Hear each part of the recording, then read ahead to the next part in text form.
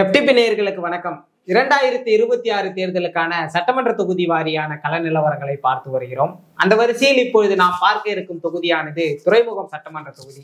இந்த தொகுதியில் இருக்கக்கூடிய கள நிலவரங்களை பற்றி பேச இன்று நம்மோடு வம்சி அவர்கள் இணைந்திருக்கிறார். வணக்கம்.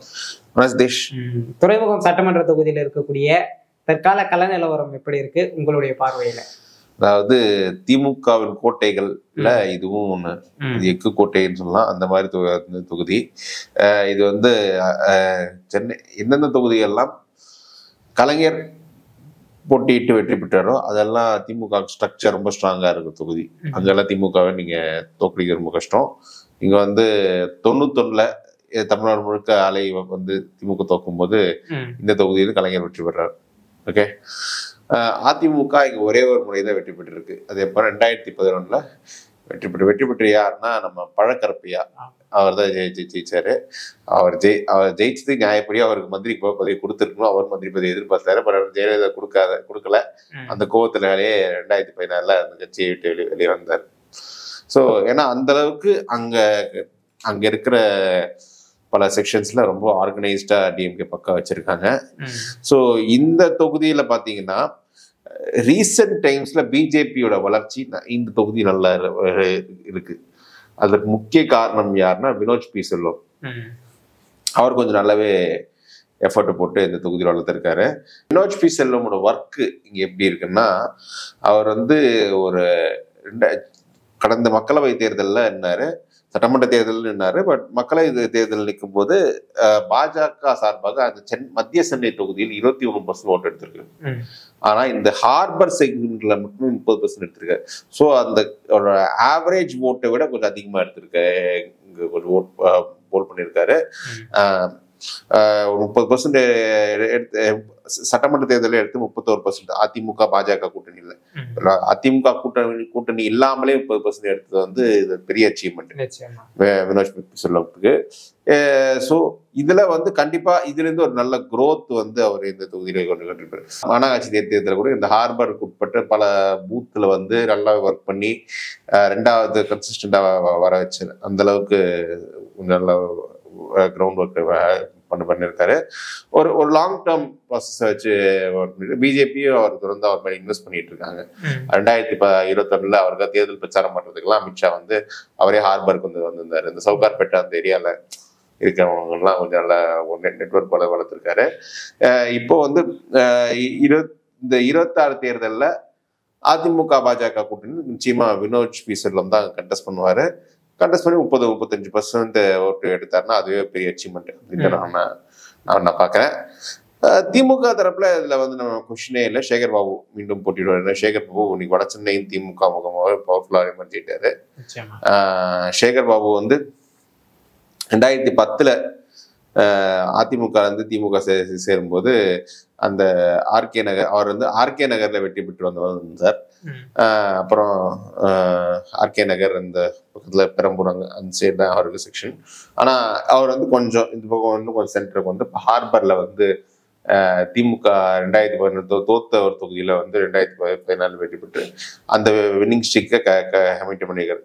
அப்கோர்ஸ் சேகர் பாபு விளையாட்டையே அந்த தொகுதியில அந்த ஓட்டு தான் திமுக வரும். அமைப்பு பலம் பண்றது திமுக அவ்வளவு ஸ்ட்ராங். இதுல வந்து நாம் தமிழர் வளர்ச்சின்னு பார்த்தோன்னா இங்க வந்து நாம் தமிழர் வளர்ச்சி வந்து ரொம்பவே குறைவா தான் இருக்கு. இதுல பாத்தீங்கன்னா நீங்க வந்து இப்போ 2016 1000 ஓட்டு கம்மியாக தான் எடுத்தாங்க. 19ல 2200 ஓட்டு. 21ல ஸ்டேட் லெவலில் முன்னே வளரும் போது இங்க வந்து கம்மியாக தான் இருக்கும்.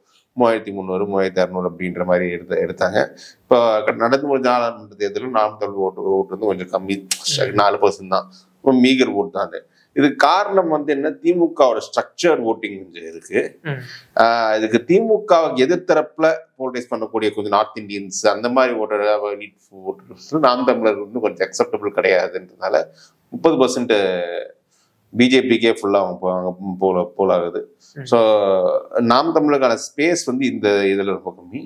இதுல ஒருவேளை விஜய் ஒரு டேமேஜ் ஏற்படுத்தினால் திமுகவுக்கு ஒரு டேமேஜ் ஏற்படுத்த முடியுமே தவிர இதுல பெரிய அளவுக்கு விஜய் டேமேஜ் ஏற்படுத்த முடியும். வினோத் பி செல்வம் வந்து கண்டிப்பா இந்த பாஜக சார்பாக நின்று இது 26லயே ஒரு நல்ல வளர்ச்சி காட்டுவார், 35% ஓட்டு வளர்ச்சி காட்டுவார் கண்டிப்பா. பிஜேபியும் அவரை வந்து லாங் டேர்ம்ல அவரை வச்சு பிளான் பண்றாங்கன்னு தான் நான் நினைக்கிறேன். திமுக சிறிய பாதிப்பு, திமுக கொஞ்சம் வெற்றி பெறக்கூடிய டிஃபரன்ஸ் ஜாஸ்தியா இருக்கு. இல்ல நீங்க திமுக வந்து கடந்த காலத்து தேர்தலில் இங்க எடுத்த ஓட்டுலாம் பார்த்தீங்கன்னு வச்சுக்கோங்களேன், 58-59% அந்த கான்ஸ்டன்டா மெயின்டைன் பண்ணிட்டு இருக்காரு. ஒருவேளை கொஞ்சம் விஜய் ஒர்க் பண்ணா திமுக ஓட்டு தான் பிரிக்க முடியுதா, மற்ற கட்சி எந்த கட்சி ஓட்டு பிரிக்கிற அளவுக்கு அங்க இல்லை. நான் வந்து ஸோ இந்த தொகுதியை பொறுத்தவரை கொஞ்சம் நல்ல ஃபைட் இன்ட்ரெஸ்டிங்கா இருக்கும். பட் சேகர் பாபுக்கு ஒரு எட்ஜ் நான் கண்டிப்பா கொடுத்துறாங்க. ஏன்னா இப்போ நீங்க வந்து இதுக்கு முன்பாக சொல்லியிருக்கீங்க, எங்கெங்கெல்லாம் அமைச்சர் தொகுதிகள் இருக்கிறதோ அங்கெல்லாம் வந்து வெற்றி வாய்ப்பு கொஞ்சம் ஈஸியாவே கிடைச்சிடும் அப்படின்னு. இப்ப வினோத் பி செல்வமோட ஒர்க் வந்து இந்த இடத்துல பரவலா பேசப்படுன்றப்போ அவர் வேற தொகுதியை கான்சென்ட்ரேட் பண்ணா ஜெயிக்கிறது ஈஸியா இருக்கும். இல்ல அவர் ரொம்ப நாளா வந்து இந்த தொகுதியை தான் ஃபோக்கஸ் பண்ணிட்டு அதுல கொஞ்சம் ஒர்க் பண்ணிட்டு இருக்காரு. வேற தொகுதி போனோம்னா எந்த தொகுதியில பெருசா அங்கேயும் இதே அளவு தான் வரும். சென்னையில் நம்ம தான் பார்த்துட்டு வரோம் எப்படி. வேற தொகுதி எல்லாம் இந்த தொகுதி தான் ஃபோக்கஸ் பண்ணி அவர் ஒர்க் பண்ணிட்டு இருக்காரு. டெல்லி பாஜகவும் அதுதான் விரும்புது லாங் ரன்ல. ஸோ அவர் இதுல கொஞ்சம் நல்ல growth காமிச்சா வேற விதமான பெனிஃபிட்ஸ் அவருக்கு கண்டிப்பா கொடுப்பாங்க. மற்ற வேட்பாளர்கள் யாராவது பேர் சொல்லக்கூடிய அளவுல? மற்ற பேர் சொல்லக்கூடிய வேட்பாளர்கள் யாரும் இங்கே இல்ல. நாம் தமிழர் இருந்து யாரும் கண்டஸ்ட் பண்ற போறாங்கன்னு தெரியல. நாம் தமிழர் மேபி ஒரு இஸ்லாமியர் வேட்பாளர் இங்க ஃபீல் பண்ணலாம். இஸ்லாமியர் வாக்குகளை கொஞ்சம் எடுக்குது. ஆனா போன வாட்டி இஸ்லாமியர் ஃபீல் பண்ணி 3% ஓட்டு வந்தது. மக்கள் நீதி மையம் ஓட்டு ஒரு டீசென்டான ஓட்டு இருக்கு. அந்த ஓட்டு தான் பிஜேபிக்கு வந்திருக்கு. ஸோ பிஜேபி பிளஸ் மக்கள் நீதி மையமே கிட்டத்தட்ட ஒரு 34 லட்சம் ஓட்டு இருக்கும்போது தேமுதிக அந்த ஓட்டு, அதிமுக தேமுதிக சேர்த்து 36% இருக்கு. ஸோ எல்லாமே அந்த பிராக்கெட் குள்ளதான் இருக்கு.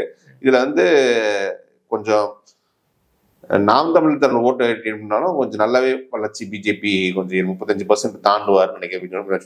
35% வினோத் பி செல்வம் தாண்டும் போது என்னதான் அமைச்சர் தொகுதியா இருந்தாலும் ஒரு சேகர் பாபுக்கு ஒரு சிறிய சவால் இருக்கும்னு நினைக்கிறேன். சில பூத்தெல்லாம் கொஞ்சம் சவால்கள் இருக்கும்.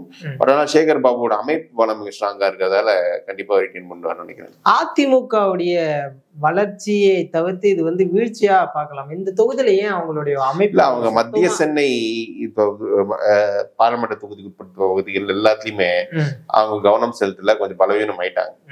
2011 அவங்க ஜெயிச்சது போது இப்பவே பாத்தீங்கன்னா பழக்கரப்பையா அவர் ஒன்னும் ஒரு அதிமுக அமைப்பில் வளர்ந்தவர் கிடையாது. அவர் வந்து ஒரு பேச்சாளர், அதுல வந்து வளர்றாரு. இப்ப மற்ற தொகுதியில இருந்த கேண்டிடேட்ஸ் கூட பெருசா ஒரு ஆர்கனைசேஷன் அந்த தொகுதியில இல்ல, பெருசா இருக்கிற வேட்பாளர் மாதிரி கிடையாது. சேப்பாக்களையும் பாத்தீங்கன்னா கேண்டிடேட்ஸ் பெருசா இருக்காது.